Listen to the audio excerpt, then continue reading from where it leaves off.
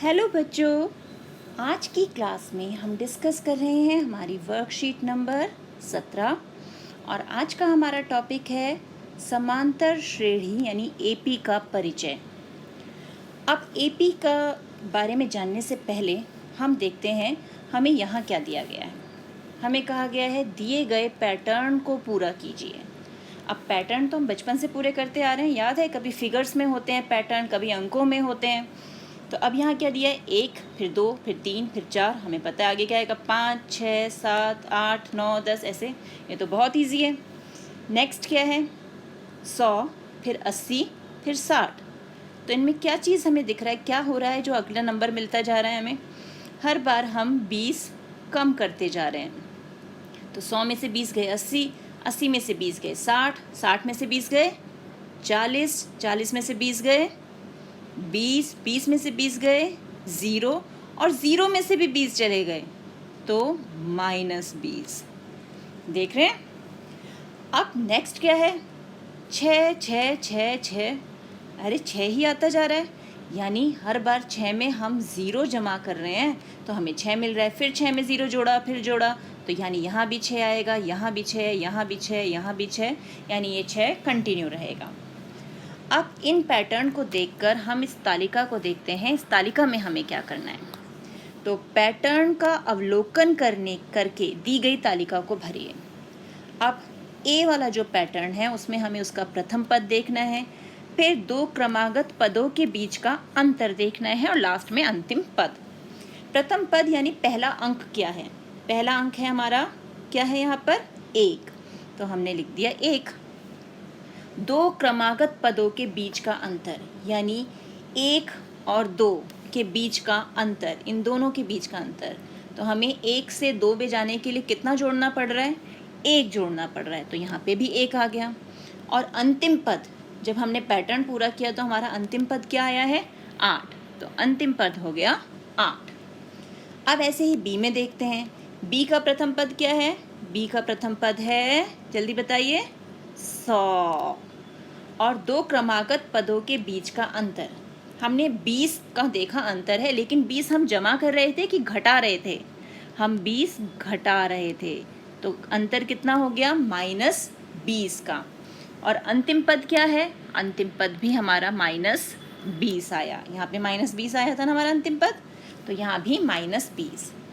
अब आता है हमारा सी वाला, जहाँ 6 6 6 6 6 6 लाइन से लगे हुए हैं, तो यहाँ प्रथम पद क्या है हमारा 6 है, और अंतर, क्या इनमें अंत कोई अंतर था, सब में 0 ही जोड़ रहे थे ना, तो अंतर हो गया 0 और अंतिम पद हो गया 6। तो अब यहाँ पर हमने देखा हमारे पैटर्न और उनके प्रथम पद, उनके बीच का अंतर और उनका अंतिम पद। अब अगला प्रश्न है पैटर्न लिखिए। अब इन्होंने हमें शब्द के रूप में दे दिया, हमें उसे पैटर्न में चेंज करना है। तो पहले ए जो प्रश्न दिया है वो है, एक व्यक्ति का वेतन 12,000 रुपये से शुरू होता है और वार्षिक 500 रुपये बढ़ाया जाता है। तो अब 12,000 से शुरू होता है, यानी उसका प्रथम पद तो हो गया 12,000, क्योंकि पहली सैलरी उसकी 12,000 की है। फिर उसके 500 रुपये बढ़े, यानी 12,000 में 500 रुपये जोड़ दिए, तो कितना हो गया 12,500। फिर 500 रुपये बढ़े तो कितना हो गया 13,000। फिर 500 बढ़े तो कितना आ जाएगा 13,500, और फिर 500 बढ़ेंगे तो पूरे 14,000। हो गया पैटर्न पूरा। भैया तो पैटर्न करने में बड़ा मज़ा आ रहा है ना। अब नेक्स्ट देखते हैं, एक बैंक से 200 रुपये प्रति माह निकालना यदि आरंभ में 5,000 रुपये राशि खाते में थी। तो हमारे बैंक के अकाउंट में 5,000 रुपये थे, यानी शुरुआती रूप का पद तो हमारा ये हो गया। अब 200 रुपये हर महीने हम निकाल रहे हैं, निकालने का मतलब हम उसमें से कम कर रहे हैं। अब 5,000 में से 200 रुपये निकाल लिए तो कितने रह गए बैंक में 4,800। फिर हम गए, फिर 200 निकाल लाए, अब कितने बचे 4,600। फिर 200 ले लिए तो कितने बचेंगे 4,400, शाबाश। और फिर दोबारा से 200 रुपये ले लिए तो 4,200। तो ये हमारे पैटर्न हमने बना लिए। अब आप इन पैटर्न्स को ध्यान से देखो बेटा, हम बचपन से ये करते आ रहे हैं, लेकिन हमने शायद इस चीज़ पर ध्यान नहीं दिया होगा कि यहाँ हम देखें हमारे हर दूसरे पद से पहले पद के बीच का जो अंतर है वो सेम है। यहाँ से भी अगर 60 से 80 घटाते हैं तो हमें -20 मिलता है, 80 में से 100 घटाएंगे तो -20, 8 में से 7 गया 1, 7 में से 6 गया 1, यानी पूरे पैटर्न में हमारा जो अंतर है वो सेम रहता है। तो ऐसे पैटर्न जिसमें हमारा एक जो प्रथम पद यानी एक जो पहली संख्या है हमारी, उसमें कोई निश्चित संख्या जोड़ने पर हमें दूसरा पद मिले, वो हमारी समांतर श्रेणी होती है। अब इसके नाम से देखो, समांतर, समांतर का मतलब क्या है, किससे मिलकर बना है ये? समान जमा अंतर। देख रहे हो, यानी पूरे पैटर्न में अगर समान अंतर रहता है दो संख्याओं के बीच में, दो पदों के बीच में, तो वो हमारी समांतर श्रेणी होती है। श्रेणी नहीं बोलना, इसे श्रेणी होती है। तो ये अपने नाम से ही बता रही है कि इसकी पूरे पैटर्न में अंतर जो है वो समान रहेगा, और उस अंतर को हम बोलते हैं सार्व अंतर। ठीक है, अब आगे बढ़ते हैं, देखते हैं आगे हमें क्या दिया गया है वर्कशीट में। तो आगे हमें यहाँ पर दिया है समांतर श्रेणी, कि समांतर श्रेणी क्या होती है। तो अब ध्यान से देखिए, समांतर श्रेणी संख्याओं की एक ऐसी सूची होती है जिसमें प्रत्येक पद पूर्व पद में एक निश्चित संख्या के जोड़ने पर प्राप्त होता है। तो अब यहाँ पर हमने देखा ही है कि पहले पद में हमने एक जोड़ा तो दूसरा मिल गया, दूसरे में एक जोड़ा तीसरा मिल गया। तो इस ढंग से हम समांतर श्रेणी जो है वो बना सकते हैं। तो समांतर श्रेणी का मानक रूप देखें। समांतर श्रेणी का मानक रूप है ए, जिसे हम बोलते हैं हमारा प्रथम पद। क्या बोलते हैं? प्रथम पद। ए में हमने डी जोड़ दिया, ए प्लस डी किया, ये डी ही हमारा डिफरेंस, इंग्लिश में डिफरेंस बोलते हैं ना, उसी से ये डी मिला है हमें, और हिंदी में इसे बोलते हैं सार्व अंतर। क्या कहते हैं? सार्व अंतर, यानी ऐसा अंतर जो सभी पूरी श्रेणी में समान रहे, सार्व अंतर। और फिर a plus 2d, a plus 3d, a plus 4d, 5d और ऐसे a प्लस n-1d। अब यहाँ एक चीज़ ध्यान से देखो, जो पहला पद है जिसे हम a1 मान लेते हैं, पहला नंबर का पद, वो तो हमारा a है।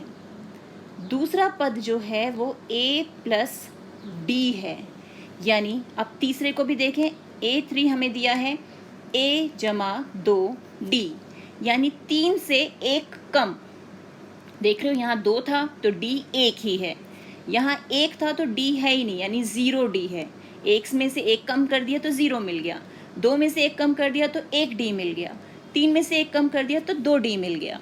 तो इसलिए हमारा जो an होगा, यानी n नंबर पे जो पद होगा, अब हमें पता नहीं, हमसे अगर इस कोई श्रेणी दे दी जाए और कहा जाए उसका 147वां पद निकालो, तो हम कैसे करेंगे? हम कहेंगे उसका 147वां पद जो होगा उसको हम मानक रूप में लिखेंगे a जमा n-1d, क्योंकि हमने देख लिया हर बार हमारा जो d है वो हमारे यहाँ पद की संख्या से 1 नंबर कम होता है।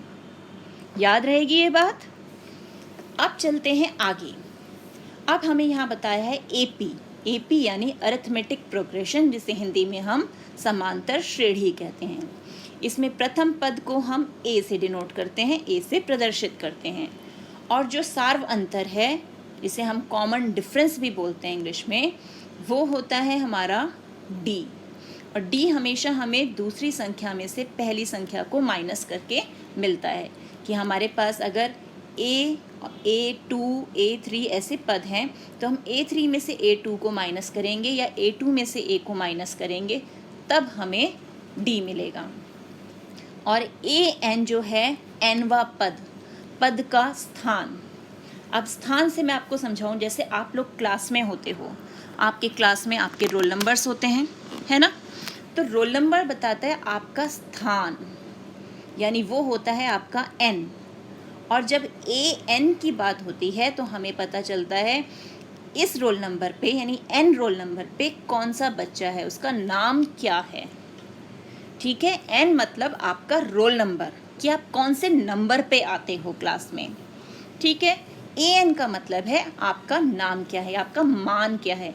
तो जब हम कोई समांतर श्रेणी करते हैं तो उसमें पद संख्या जो होती है A3 का मतलब है उस तीसरे नंबर पे कौन सी संख्या दी गई है।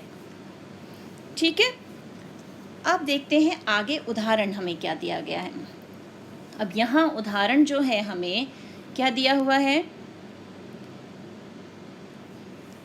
दिए गए प्रथम पद एवं सार्व अंतर द्वारा समांतर श्रेणी के प्रथम 4 पद लिखिए। अब हमें उन्होंने प्रथम पद यानी A दे दिया है और सार्वंतर यानी D दे दिया है और हमसे कहा गया है प्रथम 4 पद। प्रथम 4 पद का मतलब हमें A1 लिखना है, A2 लिखना है, A3 और A4। ठीक है, अब प्रथम पद तो खुद A है ही, तो A4 आ गया। ठीक है, द्वितीय पद के लिए हमने क्या सीखा था, हमारा क्या होता है A प्लस D। तो हमने A2 निकालने के लिए A प्लस D, तो 4 जमा हमारा सार्वंतर क्या है -3। और ये देखो ब्रैकेट की जैकेट पहना के रखिए माइनस के साइन को, नहीं तो फिर गड़बड़ कर देगा ये। तो अब प्लस माइनस में से माइनस साइन बाहर आया, 4 में से 3 गए 1, तो हमारा द्वितीय पद यानी A2 जो है वो आ गया 1। तृतीय पद के लिए A जमा 2D और तृतीय पद को क्या लिखेंगे A3, यानी तीसरे नंबर पे किसका रोल नाम है, तो उसकी संख्या निकाल लेते हैं। तो 4 जमा 2 गुणा -3, तो ये आ गया 4 - 6, उत्तर आ गया -2, तो ये आ गया हमारा तीसरा पद। चतुर्थ पद यानी A4, A जमा 3D वैल्यू रख दी, 4 - 9 यानी -5, तो A4 भी हमें मिल गया। तो अब हमारा AP क्या बन गया 4, 1 -2 -5, हमें हमारा AP मिल गया। देखा, हमें अगर प्रथम पद और सार्वंतर पता है तो हम AP बना सकते हैं। अब हमें दूसरा प्रश्न क्या दिया है, वहाँ हमें A दिया है √2 और D भी √2, यानी रूट में हमारी संख्या है और उससे हमें समांतर श्रेणी बनानी है। तो इसे भी देख लेते हैं। प्रथम पद तो खुद A हो ही गया यानी √2, फिर द्वितीय पद A प्लस D यानी √2 जमा √2, 1 √2 यहाँ, 1 √2 यहाँ, तो मिलकर कितने हो गए 2 √2। A3 A जमा 2 √2, तो √2 प्लस 2 √2 हमने कर दिया, तो 2 और 1 3 √2 आ गया। ऐसे ही A4 में हमें 1 जमा 3 √2 4 √2, तो ये आ गया हमारा AP। देख लो कितना आसान है AP बनाना, बस हमें क्या चाहिए, हमें चाहिए A और हमें चाहिए D, हम बना सकते हैं AP, है ना। अब देखते हैं हमें प्रयास के लिए क्या प्रश्न दिए हैं। सबसे पहले तो फर्स्ट क्वेश्चन है, इनमें से कौन सी समांतर श्रेणी है, हाँ या नहीं लिखिए, यानी बस हाँ या ना में आंसर देना है। तो समांतर श्रेणी के लिए हमें क्या देखना पड़ता है कि उसमें D जो है सार्व अंतर जो है वो समान है या नहीं है, तो चेक कर लेते हैं। अब 2 के बाद आया 4, तो 4 में से 2 माइनस करके क्या मिलेगा हमें, यहाँ पर 2 मिलेगा।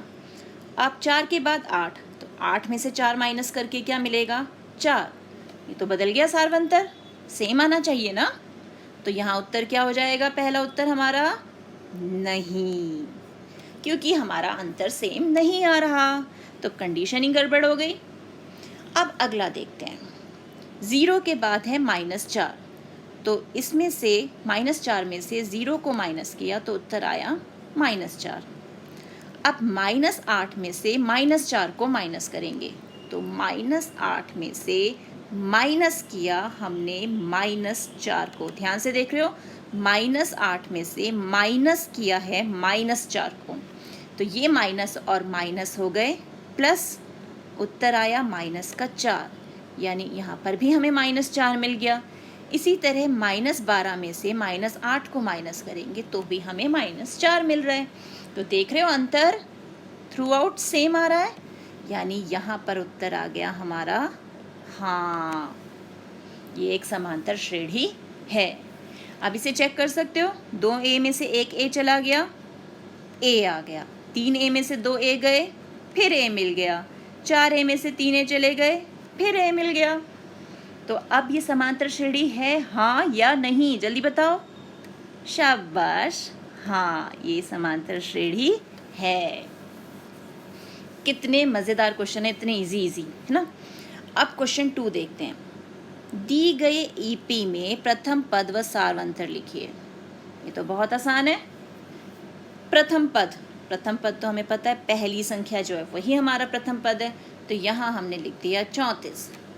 सारवंतर अभी हमने ऊपर निकालना सीखा, दूसरी संख्या में से पहली संख्या माइनस कर दो।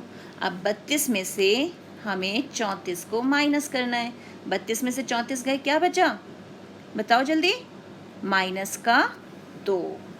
तो सारवंतर आ गया यहाँ पे माइनस का 2, है ना। अब यहाँ पर a क्या है, -5, तो हमने -5 लिख दिया। और सारवंतर कैसे निकालेंगे, दूसरी संख्या में से पहली संख्या माइनस कर देंगे, यानी -1 माइनस -5, यानी -1, ये माइनस और माइनस प्लस, तो उत्तर आ गया 4। तो हमारे पास सारवंतर आ गया 4, ये भी हल हो गया। अब लास्ट क्वेश्चन क्या है,